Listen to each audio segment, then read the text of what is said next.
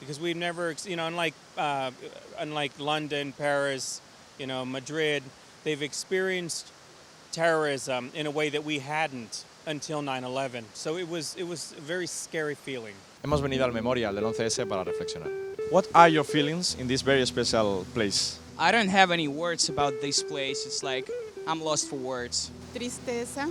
Honestly, our first time coming here, so it's you could honestly feel the sadness of, the aftermath of seeing all these names and... Se te corta el cuerpo, empiezas a ver los nombres, además tienen las rosas puestas. Saber que gente inocente falleció. So many people died in one day. Cuando ves de repente los huecos, te quedas un poco como que no te lo esperas, ¿sabes? The attacks were not just an attack on the United States, but rather they were an attack on every race.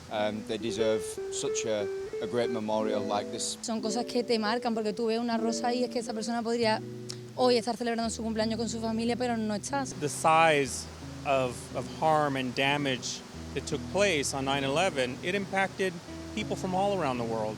¿Dónde estabais cuando sucedió el 11S? I lived in San Francisco at the time. Yo me encontraba en México. We were very little. I think I was like 7. I was only 13 years old. I was still at school when this happened. Yo estaba en casa, me acuerdo que cortaron la tele y... I came home from school and none of the normal cartoons were on or anything like that. It was just all news coverage about the hijackings that went on and... We were watching the TV and seeing it all unfold, it's a very traumatic event.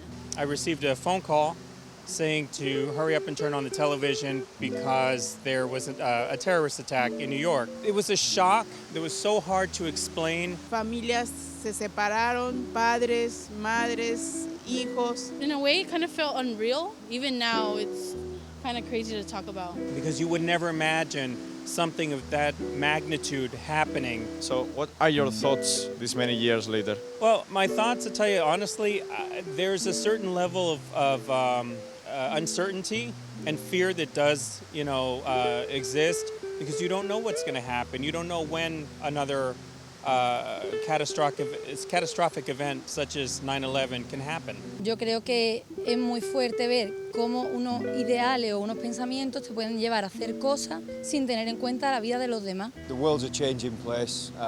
If you have a look around, everybody's a lot more vigilant now. And it's sad, really, because... It can happen in the subways, it can happen again in one of these large buildings at the airport. You never know, and it's scary. As human beings, we shouldn't really be living like that. We should be living free. The security measures they take now are definitely a good thing to keep this from happening ever again. We shouldn't be looking over our shoulders about who's walking behind you or what's going to happen next in the world. Because you always wonder in the back of your head, am I going to be there at the time that another event takes place? And I hope not. Y bueno, si te ha gustado, tienes aquí el resto de vídeos, así que ala, tira millas.